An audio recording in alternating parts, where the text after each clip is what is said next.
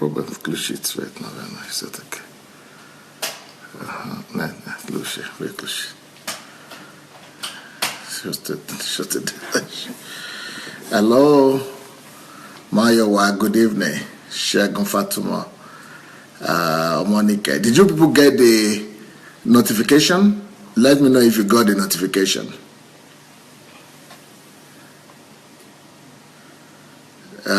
Rochelle White, did you get notification? Shegun Fatuma?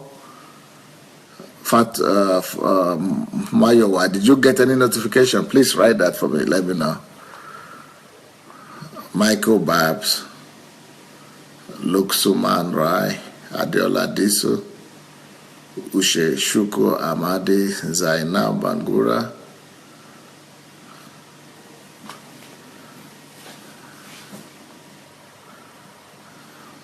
Winand Muda, Shao Smith, Paula Wodele, Delphine Fombi.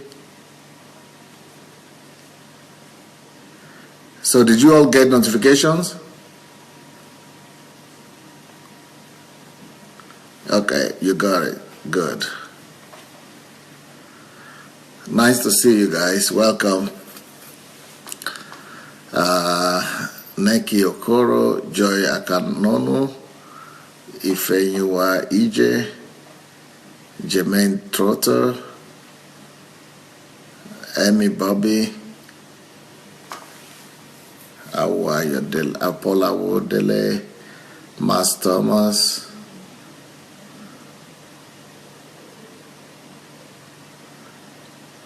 well, nice to see all of you. Today we are going to have a special meeting, kind of, because normally we start out in 1 hour's time. My real live program and broadcast will start in an hour, but this time I'm starting a little bit earlier because I'm having a special session. This is a special session actually with my son PEREZ, who is 19 today.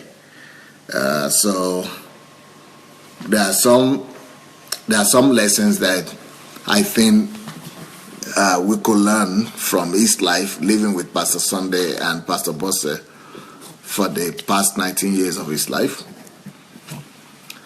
And so it will be interesting to hear that, and maybe you would like your sons or your children to come and listen to this program as well. And then after this, then at 9 o'clock, I will start my own program. We hope that the girls will come and join us as well and share their own story of their life with their brother.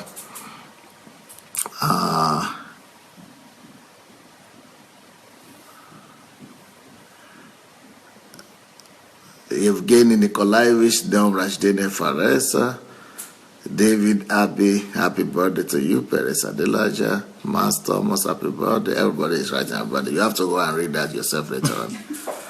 Yeah, but for those people who have been following me for some time, I've also shared with you some of the principles in our family, and some of these principles is that we are not big on celebration and parties, only if we are doing a program, the church program. But Christmas, maybe the church sometimes does a birthday celebration for me and all that. But we ourselves as a family, we don't make that to be the focus of our life, the center of our life.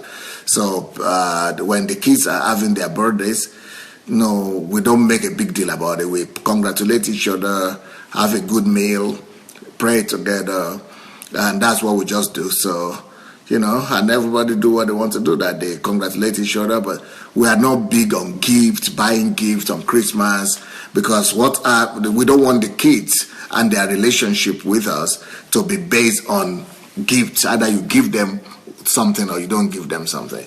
So we don't want material things to be the value in the family, to be the highest value in the family, but we want the values of the values of the family to be things that are not necessarily physical or material, but values of love, values of respect, values of honor, values of self-development and all that, so that some of those things will be much more better appreciated. Those are the things that will last anyway.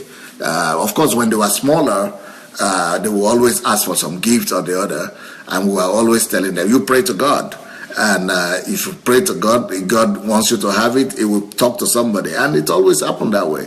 Somebody will always bring the gift to them, but not we necessarily. We only buy, in such cases, only when we need to buy something that will really be helpful for them, either for life or for school, then we could buy them.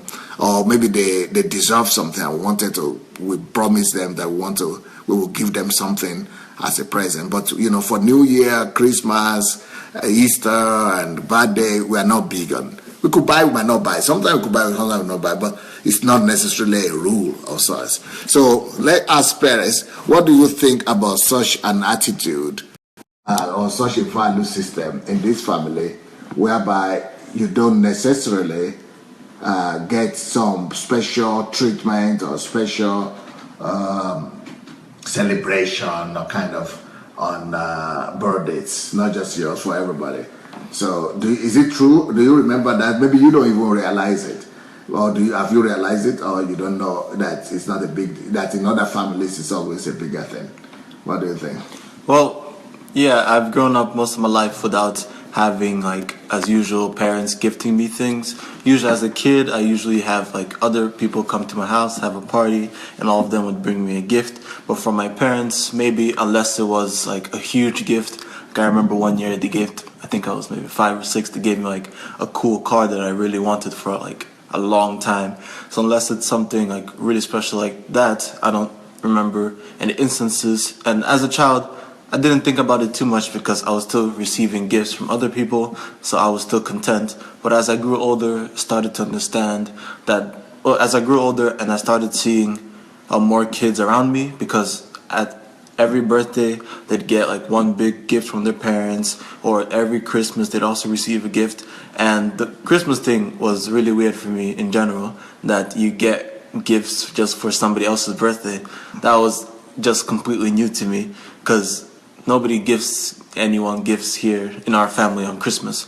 And the birthday thing, it was understandable for me to understand why other kids got gifts from their parents, but I wasn't really unhappy that I didn't receive anything from mine.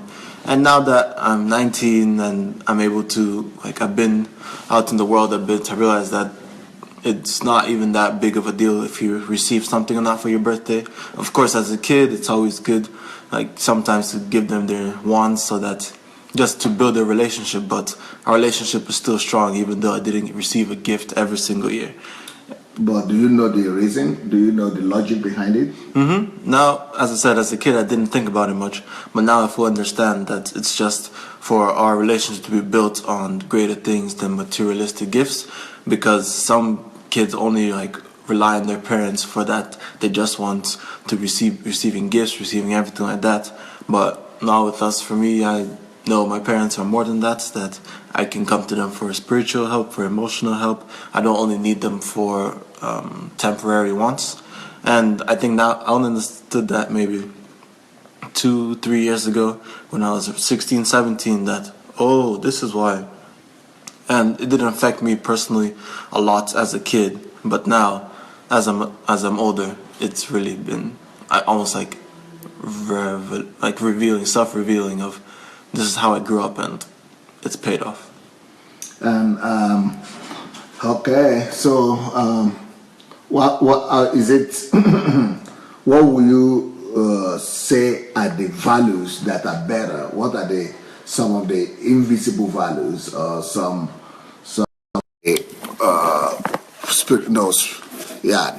non-physical value systems, and values that might be more important between a relationship between parents and their children than just physical stuff?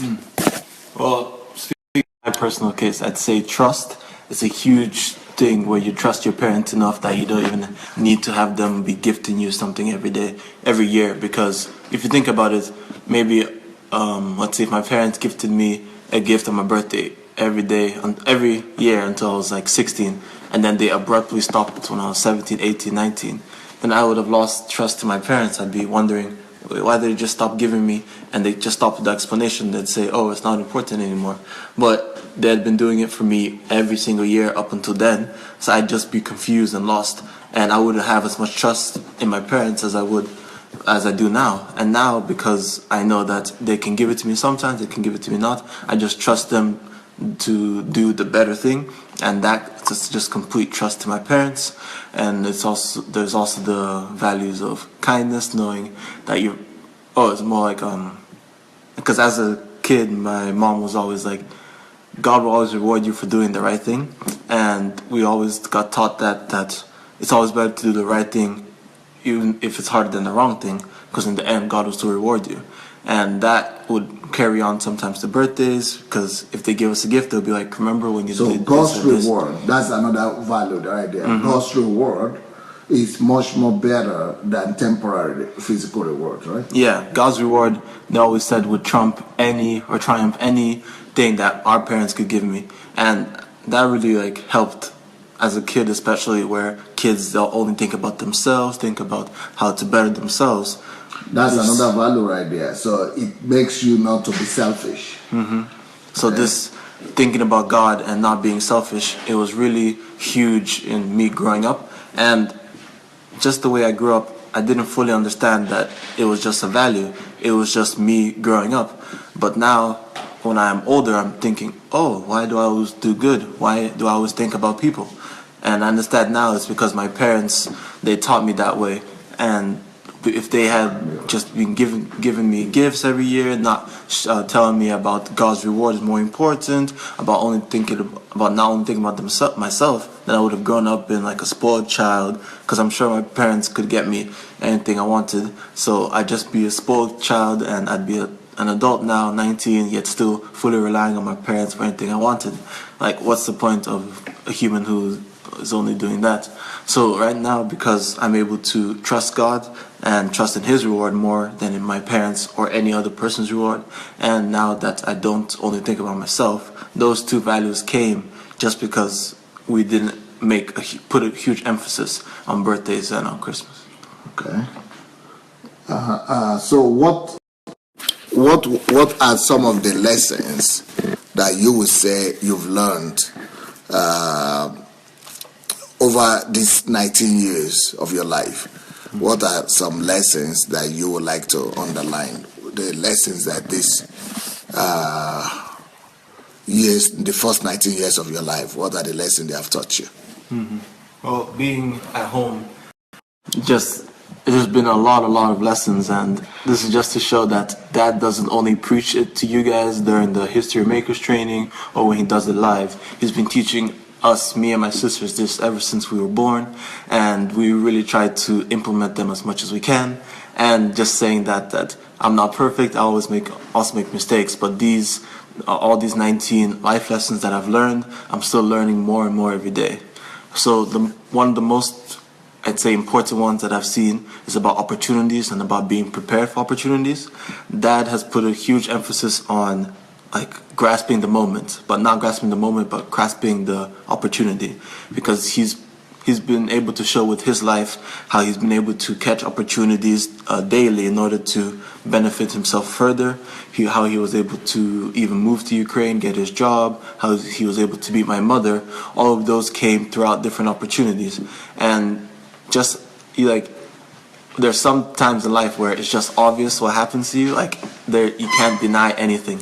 And just being able to take opportunities like this, where I've been able to go to law school earlier without having to take my bachelor's, where I've been able to take a gap year, learn from my dad, just all these silent opportunities, those all came because I was prepared, because another one of my dad likes to teach is self-development, all this self-development that I Is that number 2? No, that's just like 1A. Okay. Yeah, self-development is part of your preparation, where if you try to prepare, you need to know what you're preparing for, what is your goal, and that comes from self-preparation, because if you only be learning from your teacher, then you'll be on the same level as everybody else. There's no way you can be fully prepared for any full opportunity.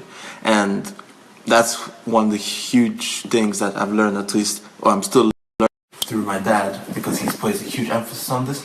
And I was able to find the quote about this by Bobby Unser, where it says, "Success is where preparation and opportunity meet."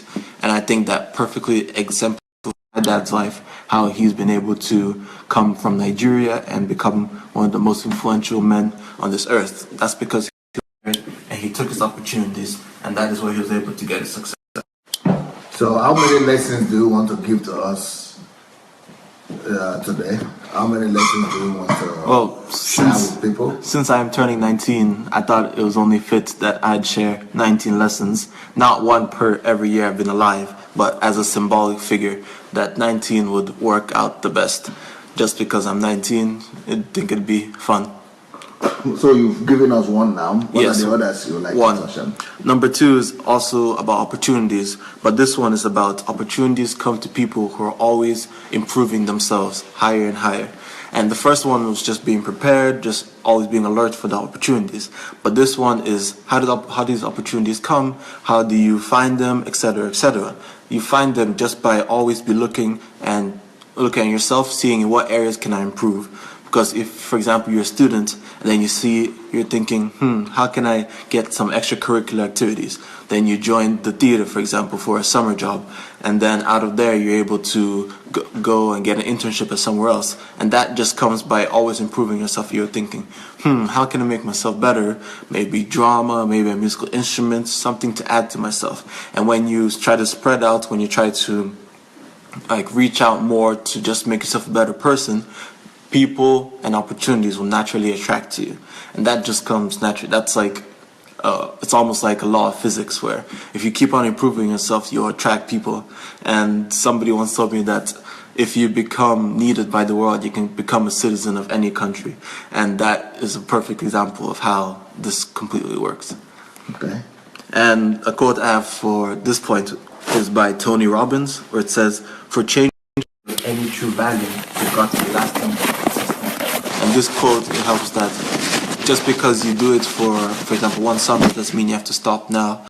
You need to make this a life skill. You shouldn't just do something halfway, because for it to actually stay, for it to actually stick, you're going to have to work on it hard and hard so that it can actually become part of you. Because for something to stick for a long time, you actually have to put a lot of effort into it. Is that number 2 still? Yes, it's still part of them. So for you to improve on yourself, you shouldn't just do it half-heartedly. You should do it fully. Okay. Any other lesson? Yeah, we'll have all 19. You have 19. Yeah. Yeah. Should I be going? Yeah, Should I do all of them? going, yeah. All right. Finish then. All right. Number 3, and this one is also a huge one by my parents, is that we were basically put on this earth to solve other people's problems. Where this is taught both by my mom and my dad. If you have ever met them, if you know any of them, you know that they love to help people. Yeah. And I can definitely say that I lives picked are up totally about helping other people. like the whole reason they're in Ukraine right now and haven't moved on to any other countries, because they just can't not help anyone else. Stop helping. Yeah, cannot stop helping people. And I can definitely say that I have not adopted this mentality, but adopted this characteristic from my parents. Even it's like they didn't even have to teach it to me. I was just almost born with it. But I was still taught it because, as I've mentioned earlier, as kids, you're selfish. Even if you try to help others, as a kid, you still only think about yourself. So growing up, they helped me understand the importance of helping people, of putting other people ahead of me when I'm thinking about things. And all that really helps now, where if in you could say a corporate world, everybody just looks out for themselves and they almost lose themselves just because they're so focused on just making their life better, more comfortable, where they just begin to lose themselves. They don't know who they are, and I'm able to know everything is fine with me just because I'm able to help people. I'm able to have a use by solving people's problems. So that has been a huge part of me, just that has obviously come from my parents, where I have a desire to help people, whether they be anyone I know, anyone I don't know. And it's almost an indescribable feeling. And the quote I have for this one is by William R. Alger. It says, after every storm, the sun will smile. For every problem, there is a solution. And the soul's indefeasible duty is to be of good cheer. Because when you help people and when you are able to become a solution for other people's problems, you will inevitably be happy. You won't be upset that, oh, wow, I just helped another person. Of course not. You'll be cheerful, you'll be happy, you would have found your joy. There's no way that you would be upset after that. Then my fourth point is about focus and discipline, that they are your best friends. This one, even though I've been taught it my whole life, it's one where I've really been able to incorporate it more later in my life. Because as a child, of course, it's good to be disciplined, it's good to be focused, and that all comes as a child. But all that is really tested and proven when you are in your high school years and university years. Those, at least since in my only 19, I'm still young, there are obviously still harder challenges ahead of me. But so far, it was the high school years and the short time of spent in university which have been the hardest times of my life. And it is there where focus and discipline have become my best friends. That is so. That is because they're able to take me to the goals that I've set for myself. Without those two, then there's no way I would have been where I am now. My dad always tells me, he always reminds me about focus. And it doesn't matter what I'm doing, whether I'm playing a basketball game, whether I'm reading a book, whether he could say, whether even I'm cooking. Whenever he sees me distracted by the slightest, he always reminds me about focus, that it is the most important thing. And discipline, it's almost self-explanatory, where we'd get, was it on Saturday, where I think mom was with us and she was asking like how were we raised, like what are our punishments, and as I was saying that we'd get spanked, we'd get grounded, etc., etc. All of that was to build up our discipline. And now you can see the discipline where like you don't always you don't only eat the fast food, you eat a healthy balanced meal, where you don't stay up all night just because you can or because you understand the value of good sleep. That both came from my parents, and I can say that they're still working on me about that I'm still not as focused and disciplined as I should be, but I'm still working on that every single day to become a much better person. The quote I have for this one is from Joel Osteen, and it says, "When you focus on being a blessing, God makes sure that you're always blessed in abundance." And that's just like that quote just by itself, just a perfect, you could say, a wrap up to this quote. To this point where just if you focus on being good, then God will just take care of you. My fifth point is about excuses. A life built on excuses will forever remain in the outskirts of greatness. And excuses, it was just a big, this may sound that, was like excuses was a big part of my childhood and early teenage years, where I'd always be able to find an excuse for something that I did, for something wrong that I did. And I'd always try to back it up under the argument of, oh, I'm going to be a lawyer, I need to learn how to argue, etc., etc. But it wasn't true. I was always just looking for an excuse of why I did something wrong, or just always trying to justify my means, even though I knew I was wrong. And that was a huge battle, I'm sure, for both of my parents, because they were thinking, we didn't raise him to do this, yet he still tries to come up with excuses for all of that. But I'd say a few years ago I really understood when I started dealing with other people. For example, mom would put me in charge of my sisters, and then I was in their shoes. I'd be like in the role of responsibility, and there I'd see how annoying and how it wouldn't help anyone, where people would just be making up excuses for their wrongdoings. And all that just almost like made everything go into view. Like it was it came like a snap out of nowhere, like, wow, so I've been doing this for such a long time, not realizing what burden I'd caused, or both for myself and my parents.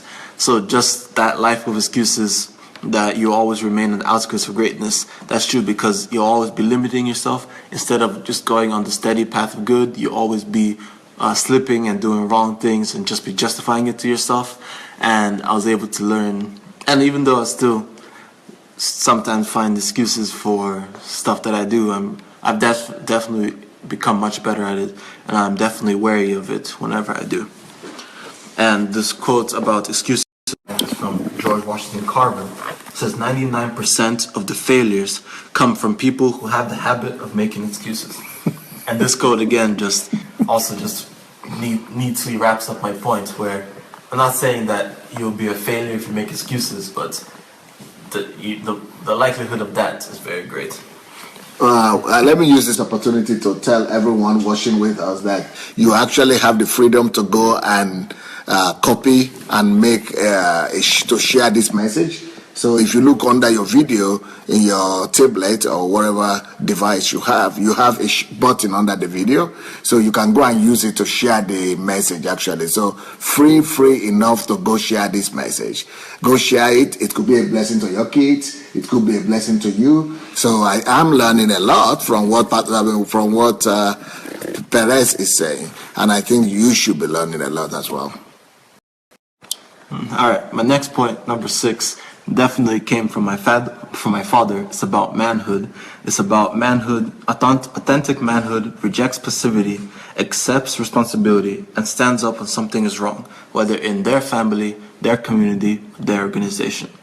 And of course, since my father is such a great man, he has to lead by example, and I can definitely say that he's been an excellent father to me and both of my sisters, where he always puts his family first ahead of his work, where he's said it multiple times that the priority in his life are God, then family, then the ministry or the church or anything like that. So I always felt loved by my dad, and I could confirm that. Even though it may seem like he's always busy, he's always maybe doing another live or doing another history makers training, I can guarantee that he does spend enough time with his family. And just this, since I am the only boy in the family, I am the only boy out of the kids, so all the manhood, you could say, rests on me to carry the family name, and I'm also the firstborn, so you could say that puts lots of pressure. But when you are raised right, then there isn't really much pressure. So I was taught from an early age, you are the boy of the house, you have to take care of your sisters, you have to take care of the woman in the house, you take responsibility for what happens. And I just think that nowadays there are many men who don't want to take responsibility for their actions, whatever it does, especially when the repercussions are so big as it can ruin other people's lives. And I just don't ever want to become a man like that who will be able to do this. And I know I won't, because of the way I was raised, because I know what it means to be a man, and I know what the repercussions are. And the quote I have is from Magic Johnson, where he says, manhood is taking care of your family and being able to other people, not yourself, whether you can bless other people. And I like this quote because it also shows that because men, we love respect and we love, but we know that pride is a great enemy. And I think he understood where you're also supposed to think about other people. And Magic Johnson is a basketball player, one of the best, and he passed a lot. He passed the ball a lot. And I think he could understand that you care about other people. That's how the team works. He could have taken all the shots. He was very skilled. But instead, he decided to share, he decided to think about his team, and I think that made him a great man. Number 7 is about love. That love is the greatest stimulator of a person, that it's the key for gracious actions. And this one I actually learned from this one where it stuck out to me most was actually when I was attending one of the history makers training, and one of the people asked, what motivates my dad to do what he does, because he's gone through so much. He's been wrongly convicted by so many people, falsely accused, lots of people have betrayed him, yet he still has the same passion, the same fervor, and he still has the same love towards the Ukrainian people or any other people. So the person asked this, and my dad just answered, it's simple, it's love. And I think he may have been planning on preaching on something else that day, but just the tide of the room turned, and he preached about love, that when you love people, when you love God, that it's impossible to have like malice in your hearts, where even if people do wrong against you, you can't force yourself to do the wrong back. And he said that is the reason why he was so kind, that's why he kept on going. It was just because of love. And that really helped put me in perspective, because I guess at that point I really only thought love as like husband and husband and wife, more in like the romantic sense. I didn't really understand the full power of love, just like for your people, like love of God. And I know in Greek, or is it Hebrew, one of those where there are different levels of love, different words for it. But in the English language, we just have love, maybe like infatuation, love. Greek, yeah. Yeah, so it's Greek. So I think at that moment, even though I've been taught things like as a kid, even if you pertain all the information, it doesn't always click right away. And this is what another one of those moments where it just like clicked, where I was like, love is actually more powerful than I had imagined. And that one, I mean, I'm trying to adopt it. I haven't been able to adopt it as well as my father has, but he's been doing it, especially since he's been doing it for so much longer. It's still remarkable that he's still able to love so hard. But I'm still trying to make love work for me, to love people and to do kindness to them. And the quote that I have for love is when the other person's happiness is more important than your own. H. Jackson. And I can't confirm if he was speaking about this in a romantic sense or in just any other sense, but I think it still works both ways. Where when you love someone, when you love a people, when you love a nation, when you love a church, you just put their thoughts and their priorities ahead of yours fully, and it's almost as if you can't help it. That's like your only choice, where love like overfills you and you just can't help yourself. And my next point, number 8, is also about love, because love is a huge topic, like one point words. But this point is, love is the greatest single weapon. Love God and people like crazy, and it will affect how you live your life. And this point, I don't know why it stood out to me that much as well. But as I said, love is just a huge point. But this one, it's more about, the previous one was like more about loving people. This one is more about loving God, where when you love God, you automatically love people, and you automatically become, and when you love God and you love people, you automatically become like a better person, where it's almost as if you don't even have to try hard. All you're doing is loving God, you just listen to Him, doing what He wants, and then you can just see yourself growing. And I think it's just remarkable how God has made it like that, where He hasn't tried to make it complicated. He hasn't tried to trick us in any way. All He said is love me, and that's it. And I've seen it work in my parents' lives, and I'm still not waiting for it to work. I've already seen some of the fruits work, but I'm sure that as I grow up, I'll be able to see more and more, and I'll be able to have more testimonies about it. But I'm only 19, I haven't had all the life experiences yet. But I just know that some of these are very important for my future. I just thought they'd be very good to share with you guys. And the quote that I'd say, like loving God and just having a good life, the quote is by Russell, and it says, "The good life is inspired by love and guided by knowledge." And I think that's also a good combination, love and knowledge. And this is almost like a sub-point to this one, where even though we love God and we love people, we also need to like have a head on our shoulders.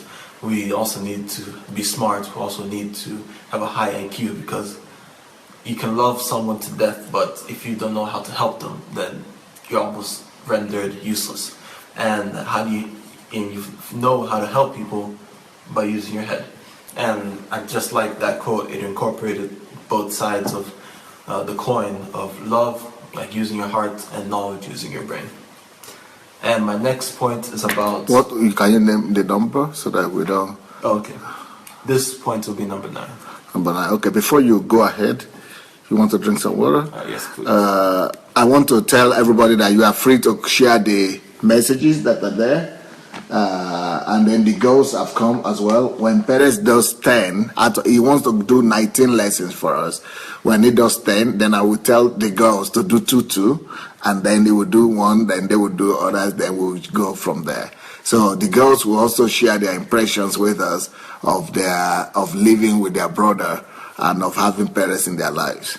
But before then, let's hear, this will be number 9 now. Yes. Okay, let's hear number 9, number 10, then from there, go to the girls.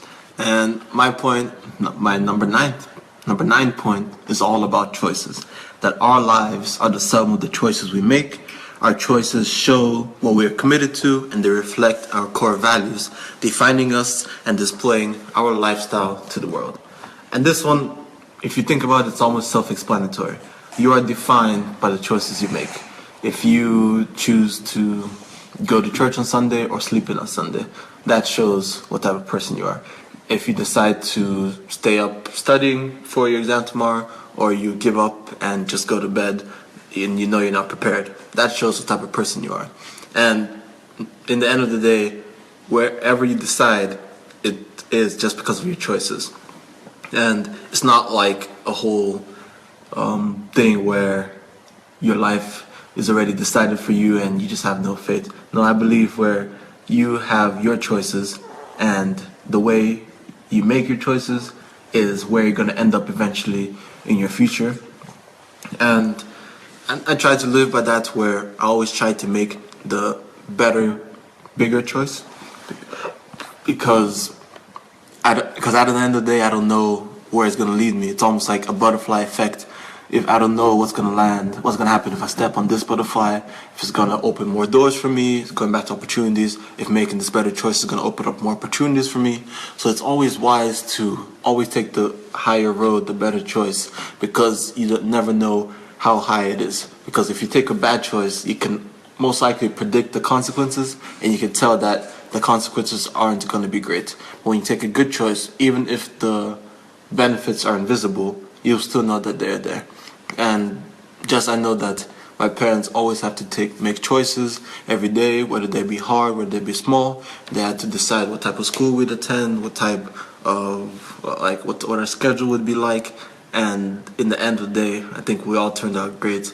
So I believe that they made the right choice, and we all had the choice to quit, to give up, to or try to drop out. But that all just leads us who we are, who we become, and we just tend to know who we are based on these choices. And my quote about choices is from Eleanor Roosevelt, and it says, "Long run, we shape our lives and shape ourselves. The process never ends until we die, and the choices we make are ultimately our own." And that quote, it just helps put this on that your life is your own. You have to take your life into your own hands. You can't be always relying on someone or someone else to do things for you. And my mom always reminds me of this, where she's telling me that I am first, that I am the one who is going to take care of my sisters if anything goes wrong. And so she always helps me put that in perspective, where I need to make sure that the choices I make now will be able to lead to a good life, so that I'll be able to protect the people most important to me. So yeah, that was about choices. I think that was also pretty self-explanatory. And then my point number 10 is about the little things you do. They show how you'll be able to handle a big situation.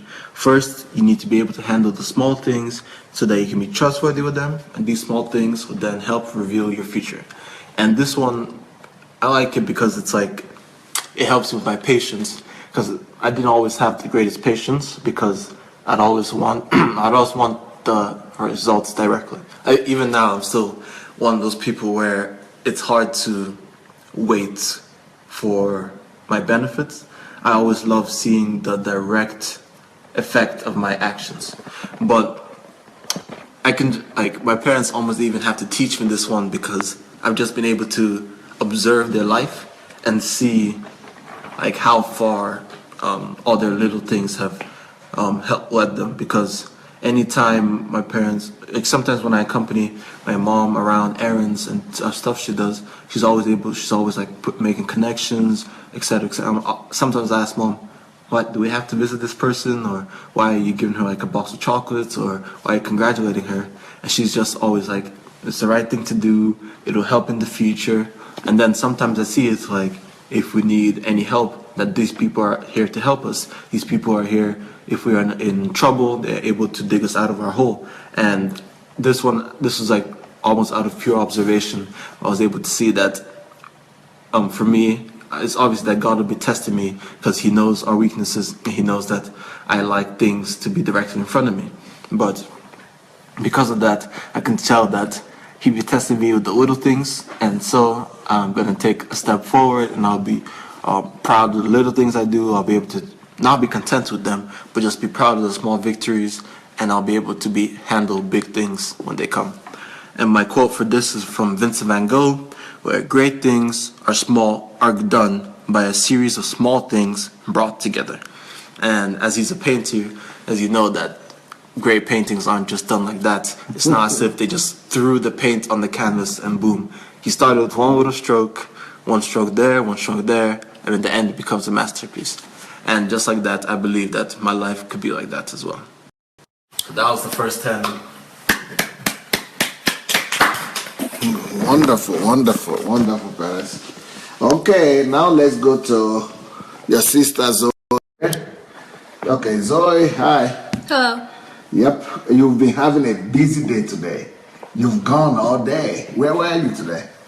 Well, my sister and I went to springboard diving class, but we got held up because we were supposed to bring someone home, but they never showed up.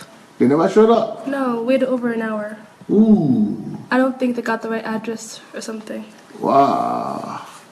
So that's why you had to come very late, and it's been. Are you not too tired to do this? No, I'm perfectly fine. Okay. So what are the lessons you would like to share with us about your brother, about living with your brother, Perez? Well, forever, my brother has always been an example of maturity, since he was always older than me, and I was always younger than him. So I always had him to look up to. And he'd always react things in a better way than I would, so I would know how to develop in a better way.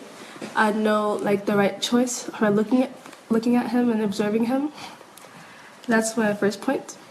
Yeah, just explain. Is that okay? Is that all the explanation you want for that? You don't want to? Okay. Yeah, the second one ties into it. Okay. And he was also, and as we both grew older, he showed more responsibility. I think I will just, since you are going to go fast, then I will just let you go and speak, more than two, if you want. Okay. After we got older, our mom and our parents started leaving us alone with him, and he had to be responsible for more of the things that our parents usually took care of, like packing food to school and making sure we got up on time. And when no one was at home, he'd take care of us. And he'd also have to have more work to do than me and my sister did, and always looked at how he just took it, and he wouldn't complain, he wouldn't whine, wouldn't say it's not fair, I did this yesterday, or it's not even my fault. He'd just take it and obey. And I looked at him knowing that I'd have to do that sooner or later, so I'd better get used to the thought. So what was that lesson? Responsibility. Okay, the first one was? Maturity. Maturity, responsibility. Next one. He helped me understand adults and their world, because he was the oldest child, and whenever I'd get scolded or I didn't understand something about parents or teachers, I'd come to him and I'd talk to him about it, and then he'd tell me the teachers' or parents' points of view, and he'd tell me why things work like this, and he'd help me understand what I did wrong when I didn't completely understand. And he helped me understand how adults think, because he already knew how kids think, and he knows how adults think. So he was like the mediator between both childhood and... But he was always encouraging, even when we were in the wrong. He was encouraging us to grow up, and he wouldn't scold us the same way adults did. He'd correct us most. By the way, I didn't say this is Zoe. For you who didn't know Zoe before, Zoe is our second born. This is our first daughter. So Zoe is the next in line to Perez, and so she's sharing her own experience. By the way, if you have not shared the message yet, please go ahead. Feel free to share the messages under your video. Okay, fourth point. Yeah, go ahead. Just go and keep on going. He helped me understand boys, because boys and girls are most definitely different. For example, I like to talk a lot and ask a lot of questions. I can be pretty clingy. While Perez likes to be a little, he needs his privacy and he needs his time alone. And like a lot of things that I see in Paris, I see like in a lot of guys, like my classmates or friends from other places, so I can get along with them better. Thanks to him. So what's this point? He helped me understand the opposite gender. Okay. Just helps me understand. Yeah. Okay. Boys and male. He's a good listener because, like I said, I like to talk a lot. Is that the next point? Yes, next point. Okay. You mention the numbers so that we will know. This is my 5th point. Okay. He's a good listener because, like I said, I come to him with my problems when I didn't understand adults, and I like to talk a lot and ask a lot of questions. But even when he doesn't have anything to say, he's always there to just listen and understand and hear me out when nobody else wants to listen to me. And he can help me, like I said, understand what I did wrong and why things turned out this way. But mostly he's always there when I want to talk, and he can always listen and give a reaction. Brilliant. So that's appreciated. Brilliant. 6 points. He encourages me and helps me to be open to new things and try new things. Because I am more introverted and like to stay alone. I don't mind being alone. Paris likes to go out all the time and spend time with other people. And so he always encourages me and advises me to try new things that I wouldn't usually do. Or things that I'm not sure if I should try or not. He always told me to try it and just do it, like Nick says. And it helps me to branch out more and develop more.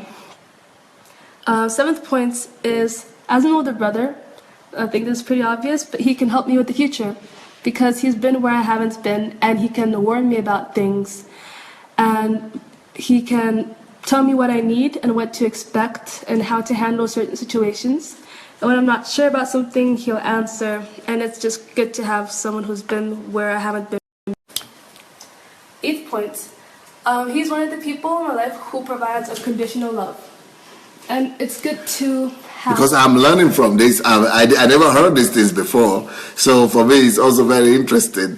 Hello, everybody. I'm also learning together with you. I've never heard these lessons from PEREZ before, and I've never heard these lessons from Zoe before. So, it's exciting for me as well. So I think I'm going to save this video for myself too. So, what's that next one? The 8th point, he provides unconditional love. One of the people in my lives who provides that. Because when my brother and I, we fight sometimes, and we hurt each other sometimes, but we always... When you were younger especially. Yeah. We were made mistakes, we were responsible. But over time, we always knew that we'd get along, that wouldn't break our relationship. We just needed some time to steam off, and then we talk to each other like nothing happened. Because we're siblings, and we're thankfully the good siblings that won't kill each other for power. So I'm happy to have unconditional love from him, and I know now, real love and unconditional love from friends and other people in my life who are not just family. He puts time up, my 9th point, what I learned from him. Like I said before, he puts time apart and goes out of his way to spend time with people, and that develops relationships. Pearl and I are 2 different people, 2 different personalities. He has 2 different relationships with both me and my sister, and he has separate relationships with his friends and his parents. And for me, it's a thing to learn because I usually just stay at home, and I don't usually want to go outside and spend time with people. But spending time with people, regardless of what you're doing, builds relationships, and it strengthens them. And that's one important thing I learned from him. And my 10th point, my last point, is that he encourages me to be myself in whatever way I want or consider to develop. So, for example, when I try new things, I told you that he always supports them. He supports me to do them, but he always supports my uniqueness. He doesn't compare me to other people or want me to be like other people. He just, whoever I am, he wants it to be more of myself, more of who I already am. So are you grateful that you have to God or to parents or to God that you have such a brother? I'm grateful to God and to my parents for raising someone like this, and to God for making us be in such a family. And thanks to his influence, he's like this. And I'm kind of thankful to PEREZ for working on himself to become better, to encourage me and my sister to work on ourselves and become better. Brilliant.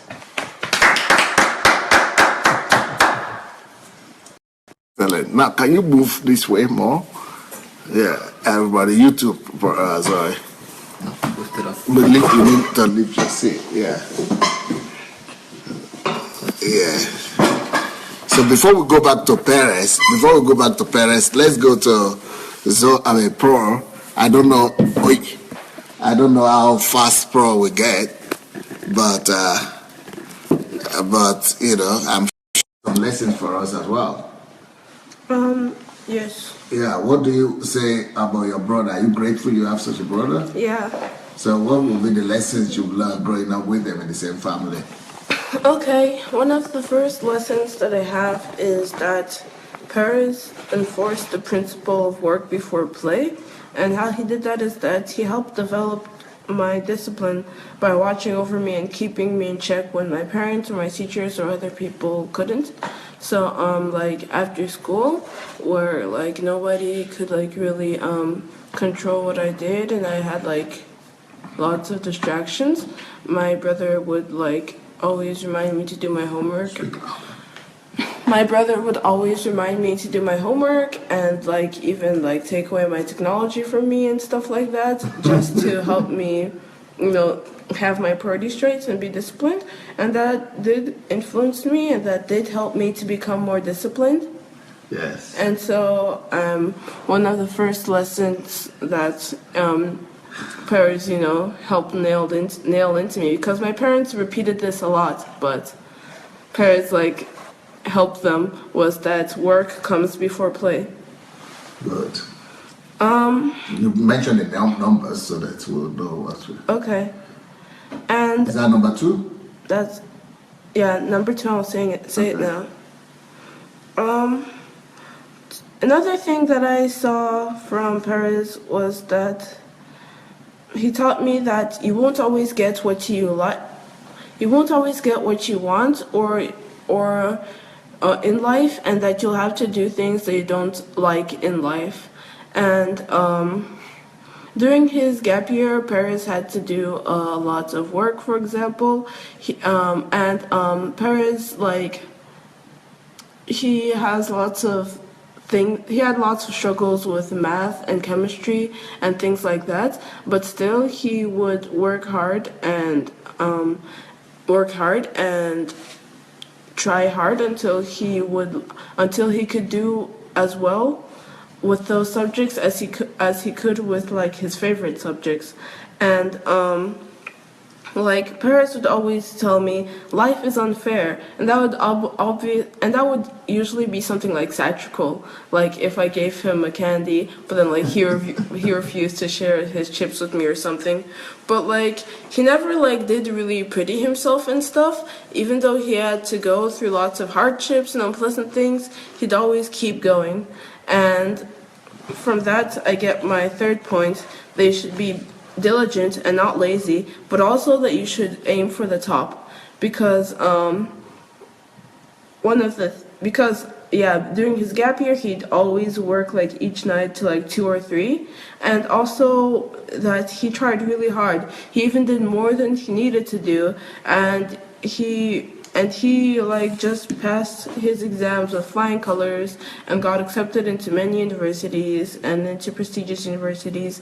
And it was great, because if he had been lazy, if he had been just a bit lazier, then there would be so many complications caused when he tried to get into university. And also, he already mentioned this, but he said that focus and discipline will be your best friends, because like I have problems with that, but PEREZ was warning me, because he's in university now, and it's a lot harder than just the 9th grade that I'm in. And so he keeps reminding me that focus and discipline will be my best friends. And the reason I put that down, even though it's kind of a short point, is like, one thing about PEREZ is that he's very earnest and he's very sincere, and I think that's a really good way to get to people's hearts, because like, for example, my mood changes very easily. It fluctuates all over the place, and like if I'm tired or if I just find some person not nice to talk to, then I'll just like speak to them kind of like with a low voice or something and with like disinterested expression. But like Perez is always kind to everyone, and you can just always see that this kindness isn't fake at all, and that he really does love people. Cause like I like to close off other opinions, like even my parents sometimes, cause I think that they're adults and they have such a different life from me. They don't understand me, but like Perez, he does understand me, and I know exactly the type of life that Perez lives. So like when he tells me these things, then I can take them to heart, because I can tell that he is speaking from his heart, and he's not just trying to. And that he's not just trying to like get me to do something for his sake. No, he is very open, and he's just very honest, and that's a very good quality. Because many people like to deceive others, but you should be honest. Also, you should stick to your values. Mention your numbers. Okay. That's what number now? That's number 5.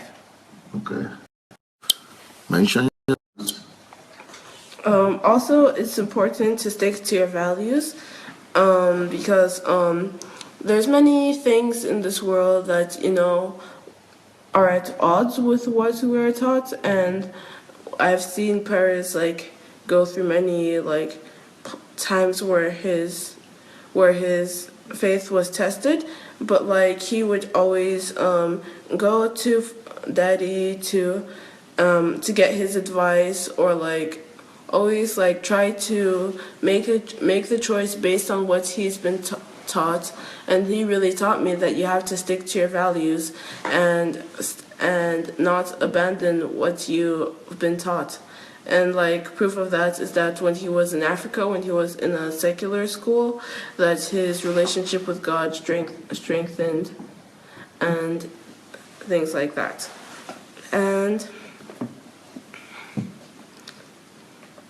And also, Perez taught me that it's important to take opportunities. Perez would always take opportunities, and even when things failed, he would try to make the best out of it.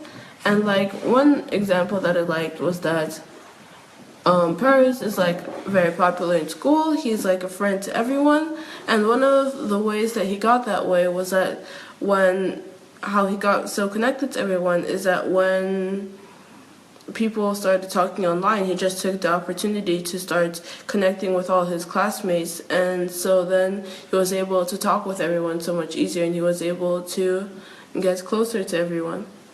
And so we have so many resources at our disposition in this modern world, and I think that we should take all opportunities, because it will really decide our future, how many opportunities we take and how we use what God has given to us. Is that all? You have. Yes. Okay, go ahead. What's the number now? 8. Number 8. Okay, go ahead. Okay, so my 8th point is that it is important to think ahead and manage your time. So, of course, Perez is a university student now, and in high school, he had many things to do. You have to think of his sports, of his school, of any appointments he had. Also, he would teach other people English and stuff. He had a job. He had many things to do. And if he wasn't careful, there could be so many conflicting things, and he would get nothing done. But he would schedule his day. He would plan out all the things that he had to do, and because of that, he was able to maintain all of his positions, and he was able to juggle all the things that he had to do. And so that's a very firm example for me of why we had to stay in control of our time, and why we had to schedule everything and plan out everything, because there will be trouble if you don't learn to do that. The ninth, okay. The ninth point is that you need to learn to be responsible because PEREZ would always take care of us, but like we were not the only things that he had to take care of. Like he had his team that he had to coach, like a basketball team. He had all the and like when he wanted to go like even hang out with his friends or something, it was his responsibility to like let our mother know and to like make it fit in with his day. And like our parents, our mom would just said that like if anything happened to them, PEREZ already mentioned it, that if anything happened to them, then PEREZ would have to take care of us. And so PEREZ like really developed his character, and he really did learn to be responsible. And then that's an example that I look up to, and I want to be as responsible as him, and even more responsible than PEREZ too. Also, 10th is that you need to learn to adapt. Like, lots of unexpected things happen in life, and sometimes things won't go as planned. But you should trust God, and you shouldn't always be tied to your comfort zone, because all the great people that we love, all the people that we look up to, they all went outside of their comfort zone. So you should learn not to get too attached to material things. You should know that life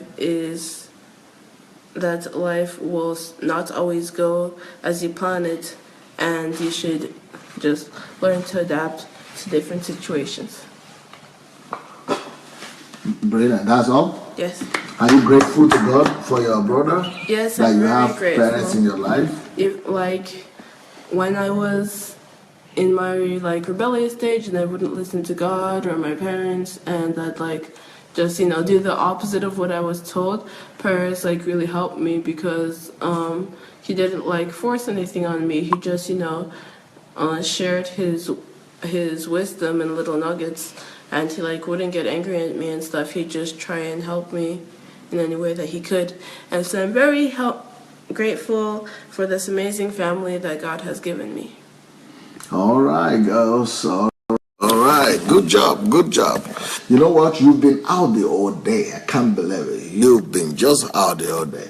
You've been doing diving and swimming. I went to music school in the and morning music too. school in the evening, in the morning too. Okay, so I want you to go home, and also I want you to bring a.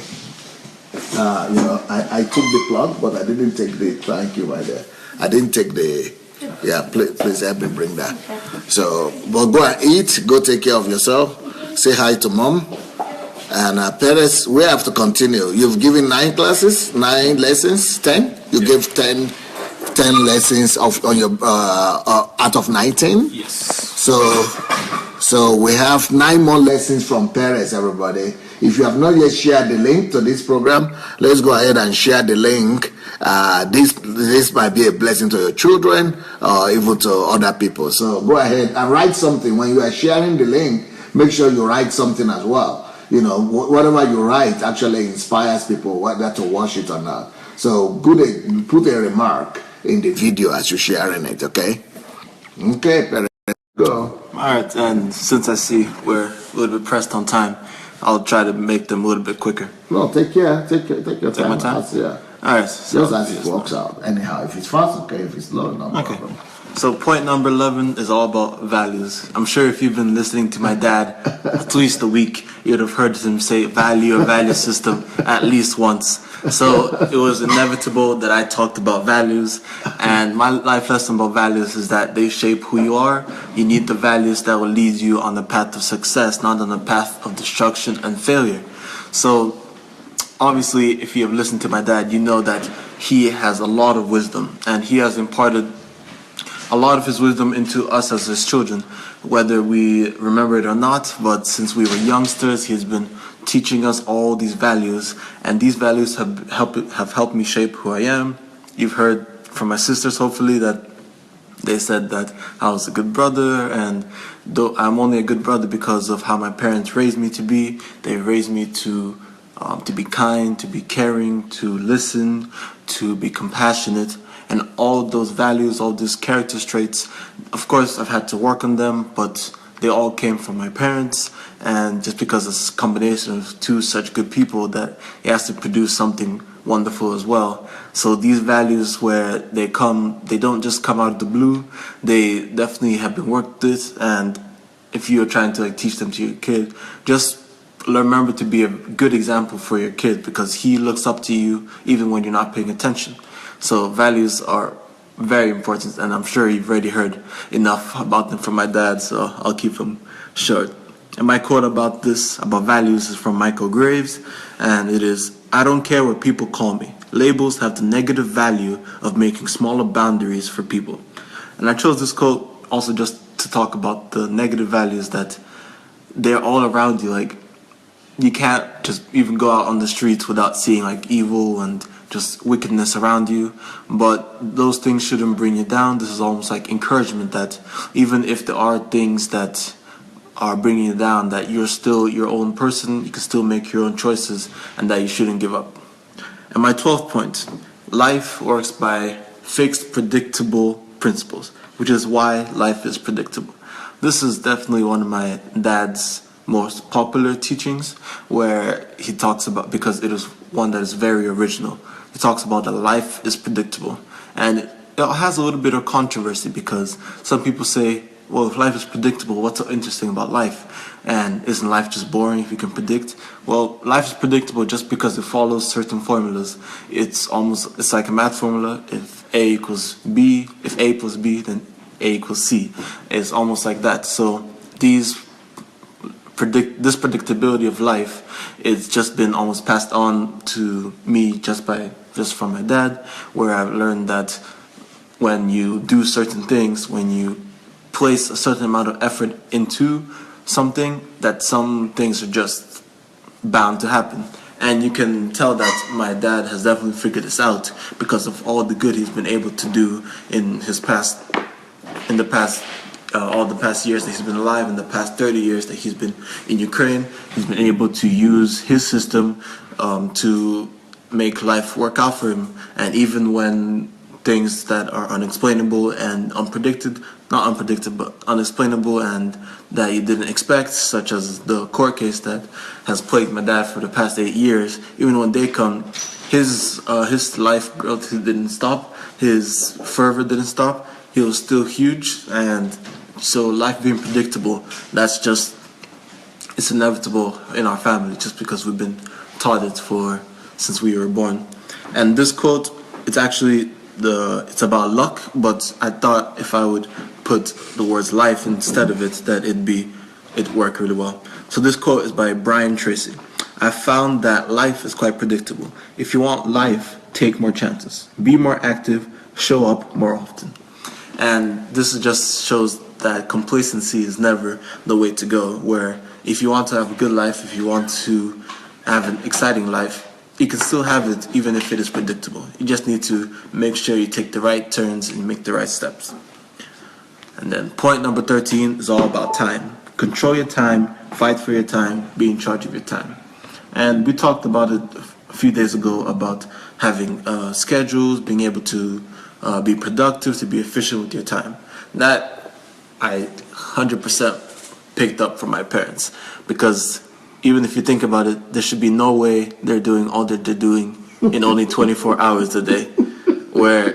And I had a period last June where I spent 2 weeks completely shadowing my dad, like going to everywhere he went, being in all his meetings, being in everything he did. And I can just tell you, I'd say after the first 4 or 5 days, I was already exhausted. I felt like I wasn't getting enough sleep. I felt like I was using my brain 24/7. I felt like even though we weren't doing that much physical work, that my body was still tired, and my bones were aching. I just couldn't understand how could my dad be doing this as a living 365 days a year. And I understood that it all has to be about time management, because if he had written, like, if he had written down on a piece of paper all that he, for example, has to do tomorrow, and he told me to try to do it, I'm sure even if I didn't sleep that day, I wouldn't be able to finish it. Yet my dad still finds time to sleep. He still finds time to spend time with the family, still finds time to eat, and to study. As I mentioned earlier, the self-development. He doesn't only teach that, he practices that more than most people I know. And as I said, it's still almost unbelievable up to this point how he's been able to do it. But I've definitely learned my lesson from that. I've started with my time schedules, and I think Pearl has said about it. I think Pearl said about it that I've tried to be time efficient, and I've tried to be most productive with my limited time. And I hope that you'll be able to tell that from the wisdom that I've been telling you only at 19, where my parents, they made sure that what they learned when they were later, 40, I don't know what age they learned this stuff, but when they were definitely older than when we were, that they are making sure that they are incorporating this into us when we are young, so that we will be able to be great and do even more than they did, because we would have had more time knowing what they did. And so you could almost say that this lesson was inevitable for me, that there was no way I could escape it, because it's just part of our lives, basically. And the quote I have for this one is by PEREZ, and it says, "Time management is the mantra of my life." I just thought that fit really well, just because it could basically be one of the mantras of my parents' lives, because without time management, they'd be like hectic, they'd be exhausted. But as you see, my dad always has a smile on his face when he does the lives with you, and my mom, she always finds time to speak with you. So you could just tell from both my parents that time management is very important, and it works for sure. And then point number 14, and it's about the thing that determines whether you spend your rest of your time. Let me tell people that, please, you are free to share this link. Not too many people have shared this program yet. Please go ahead and share the program. Go and you have the share button under this video. Be free to do that. That's how you get a copy of it. Thank you. Yes. Sorry, what number? I'll start again. Point 14. It's about what determines whether you go to heaven or to hell, and that is your relationship with Christ. And this is definitely one of the things that my parents tried to preach, that makes us like stand out more than every other church or any other ministry, not ministry, any other church branch, where our focus is not on attracting people to the church. It's about getting people to the church, finding their mission, finding their relationship with Christ, so that they'll be able to find their purpose and then spread it out more. And you could think about, well, what's the point of having a church if everybody just leaves? But in our church, it still works for us great, where we have lots of people coming in, coming out, yet the atmosphere remains the same.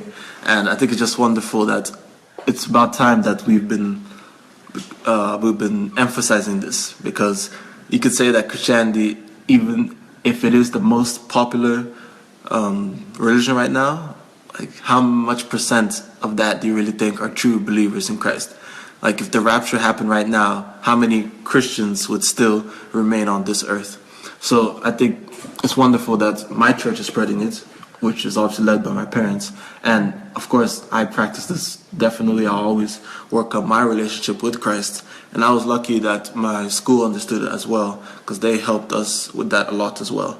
And just that combination of school and church and my parents just makes my relationship with Christ wonderful. Even though I've struggled, and I probably will struggle, just because life is never smooth, I just know that that is the key to getting to heaven, your relationship with Christ.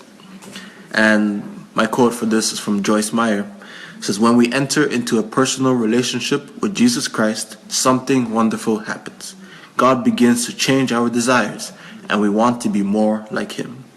And I just chose this quote because it's just like the start.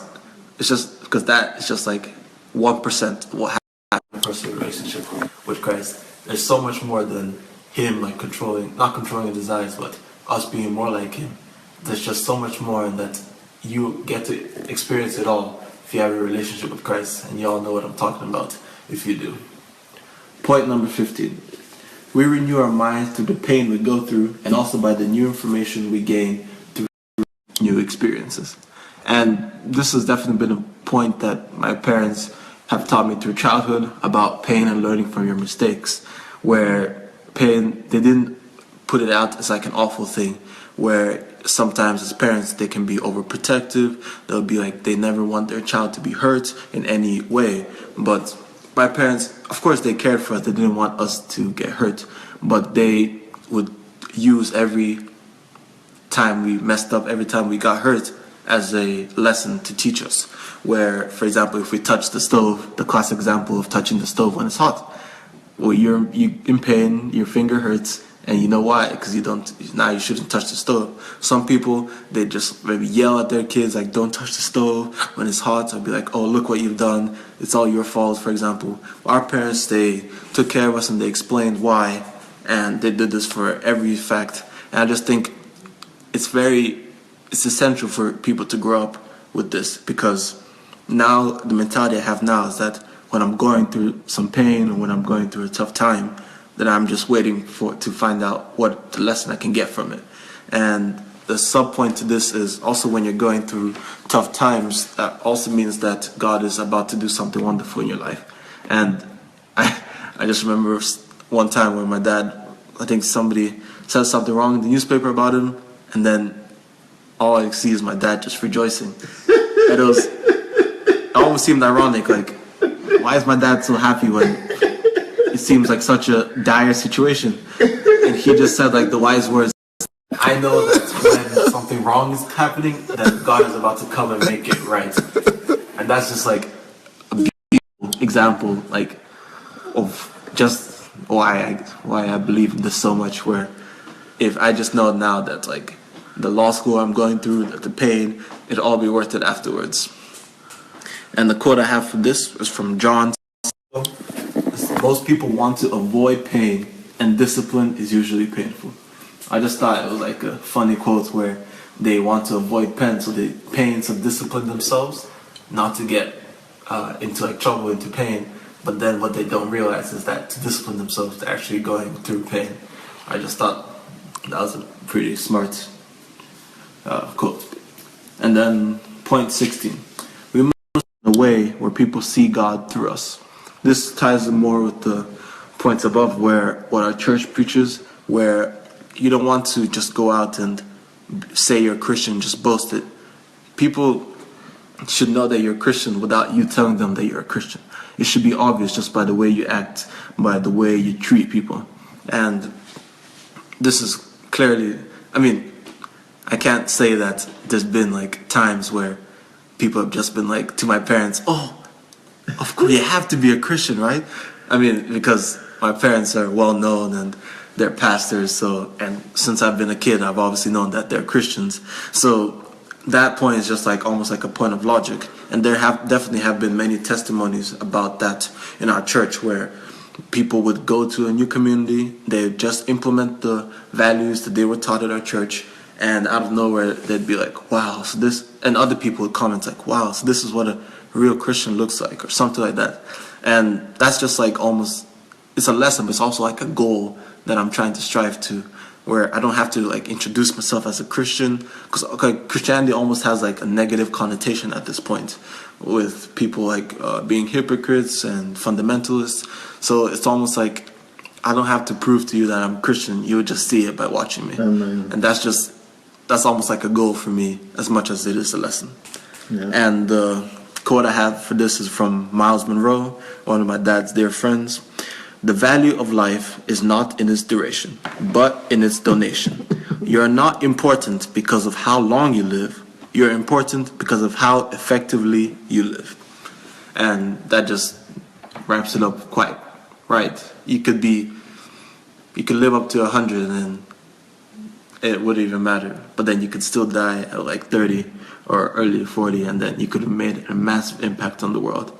So it really depends on how you act and how people see you, and if you are really proclaiming God through you. Point 17. Who will go with me when I go out into the world? Of course, it will be my family, but also it is important to find and develop a community that will support you. And this one, it just shows, it was also, I started thinking about it more when I was growing up, where I'm thinking, okay, I'm the firstborn. If something happens to my parents, I'll be responsible for my sisters. Will I be able to do it myself? And that's where I start thinking about community. Am I involving myself with the right people? Am I making sure that the relationships I am in, are they superficial, are they fake, or are they actually strong and based on the Lord?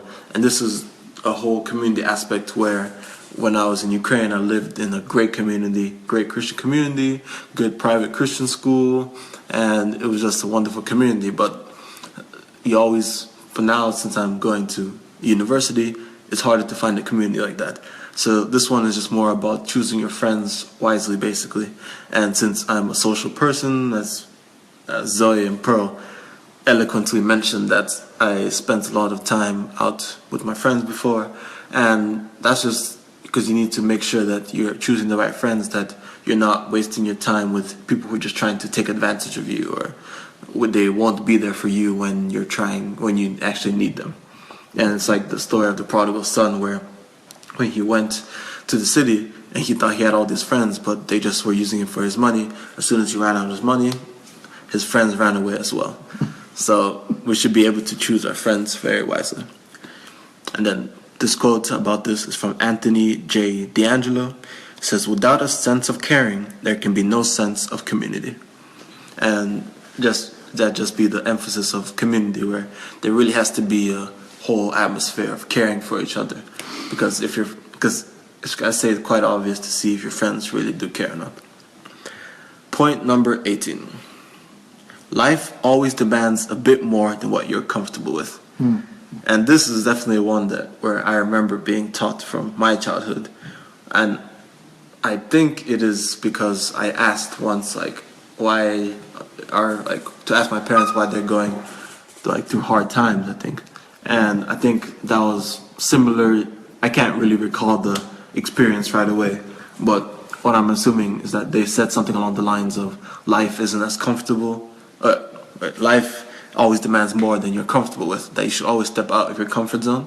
And I think that's also a reason why our parents, they made us do all these extracurricular activities as kids, so that we'd be able to, of course, have a bigger skill set, but also be able to step out of our comfort zone, be able to go out and almost conquer and not always be comfortable. And this is also the reason why my mom said she pushed for me to get a job while I was at university. She said that it wasn't necessarily for the money, because that financial problems is an issue when you're with the Lord, but she said that it's just, one, for the experience, and two, just to get out of your comfort zone. And even though it's not always nice to be waking up early every Saturday to go to work, it's still a great opportunity, still a great experience for me. And I understand, as I said earlier, that when I know that I'm going through a tough time, I know that God's right around the corner.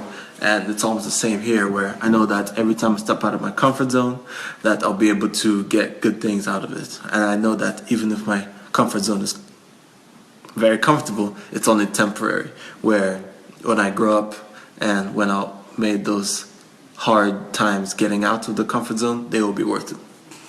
My quote from this is from Jim Rohn, and it says, "We must all suffer one of two things, the pain of discipline or the pain of regret or disappointment." And that is a perfect quote for this, where it's either you stay in your comfort zone, and years later you still suffer with pain or disappointment, or you get out now, you go through the suffering of getting out, pain of discipline, and then many years later it'll all be worth it. And point number 19, my last point: great future attracts greater distractions. The greater your future is, the greater your opposition will be. And this one, you should automatically know that that's straight from my parents, where that's also one where I've observed and one that's been taught to me, where, because if I'm asking at a young age why my parents going through such hard times, you could already imagine what was going on. If a kid could even notice how hard the devil was trying to oppress my parents. And all this is just, and it's just, this one seems so self-explanatory, that the devil would do anything in his power to stop you if he knows that you're doing a great future, if you're going to have a great future. He can see it, basically, if you're climbing up the ranks, and he will throw out anything at you, whether it be temptations, whether it be some persecution, some grief. He'll try to throw out anything at you to stop you. But you always need to remember, the harder your life is, God is right around the corner. And that's just, as I said, and the greater the reward. And this is, as I said, I'm 19 and my parents have been with me the whole time. So I can't say compared to other people that I've been through like such huge persecutions. But I know that I will in the future. And these life lessons, even though not all of them have applied to me a lot yet, I still need to know them, inside out for my future, because I know that they will become very applicable for me, especially if I am like father, like son. And my final quote for all this: successful people maintain a positive focus in life, no matter what is going around them. They stay focused on their past successes rather than their past failures, and on the next action steps they need to take them to get closer to the fulfillment of their goals rather than all the other distractions that life presents to them. By Jack Canfield.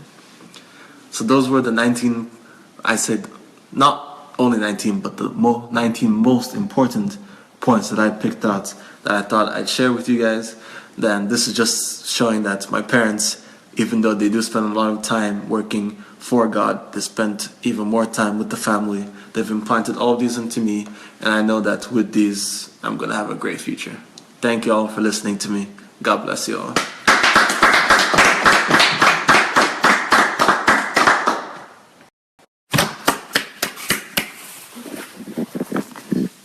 So thank you so very much, PEREZ. Good job. Now, you all know that we are 30 minutes late to my program. My program was supposed to start 30 minutes ago, but I couldn't just stop this because I'm hearing all these lessons for the first time from PEREZ and from the girls. And so, PEREZ, happy birthday to you. What did you do today on your birthday? Today? It might be interesting for people to know. This morning I went, I played some basketball just because I'm trying to stay in shape. So I went and played some basketball, came home, I prepared a bit, did some self-development. Then I was waiting for my sisters. We were supposed to have dinner, but they came a little bit late. So I was preparing, setting the table, preparing like cups, the dishes, and then I read some as well. And then I came here to do. So it was a really chill, relaxing day. I didn't want anything huge. I just wanted to spend it with my family. Okay, so basketball was the huge thing. Yes. But you've been here doing this for 1.5 hours now. Time is definitely free. This is a huge thing because there are people from about 100 countries here. So this is a big one. Like you and me. Yeah, thank you so much, PEREZ. I'm very, very proud of you. I'm sure Mommy is very proud of you. She is the one that owns all the credit for this, most of it. But I've been around too, so thank God. God used persecution and court case to grant me. So, because before when you were younger, you remember I used to travel a lot. But it's like everything works out for good. I've been around for the past 8 years, not going out of Ukraine. And those were the 8 most critical years of your life, and I've been around. So that's beautiful. So when God is doing good, we think he's doing evil, but he is wise. So I'm glad that God accepts you and that you are doing God proud. You are doing us proud, but most importantly, you've got to do your generation proud. And it doesn't make any, it doesn't make any difference if your generation will not change and if they will not imbibe these values. So it's not just about you having the value system. It's about getting your generation, imposing these values upon your generation and compelling them to live right. That's what makes the difference. copying it to yourself and just being the only nice one doesn't benefit anybody else. That's again being egocentric, and selfish. But designing and coming forth with ideas and technology and ways to bring them out there and really compel people to change their lifestyle through wisdom, without them being pushed or something, but just getting the message. It's one of the greatest things you could do for you, not just your friends, but for your generation. And see, that's one of the reasons you will go and read all the comments and see all the love and all the excitement people are putting out there. So you'll see that you've been a blessing to a lot of people today. So thank you so much, Perez. Thank you for listening to me. Thank you. Have a good day. Have a good evening. Thank you very much. Go meet the girls and take your dinner. All right. And maybe I'll come and meet you when I'm through today. All right. All right. See you. Blessings. Bye. Okay, you guys, what I'm going to do, I'm going to take a break for 5-10 minutes, and I'm going to come back to you. 5-10 minutes break, and I'm going to come back. I want you to recover from PEREZ's lessons first. 5-10 minutes break. Let me go to the restroom, and you might need to go to the restroom as well. Then we come back to do our own serious stuff. My topic today, let me tell you my topic today. The topic I'm going to be speaking on today is, where did I write it down? I wrote it down somewhere. Let me tell you the topic. In the next 10 minutes time, I'm going to be speaking on the topic of the devastating effects of miracle-focused gospel. The devastating effect of miracle-focused gospel. The devastating effect of miracle-focused gospel. The devastating effect of miracle-focused gospel. But before I go, for 10 minutes or 5 minutes, please go and share this message. I think you really need to share it and show it to your children. And for you to get a copy of it, you need to share it. So just look under your video, under this video, you see a button or something like that that will show you that you could actually share the thing. So go press the share button. Once you press the share button, you'll be able to watch it again, and you'll be able to go through all these points, because nobody can remember all these points just like that. That's why you need to go share them. So let's go share all this stuff message. In 10 minutes time, I will be back. All right? God bless you.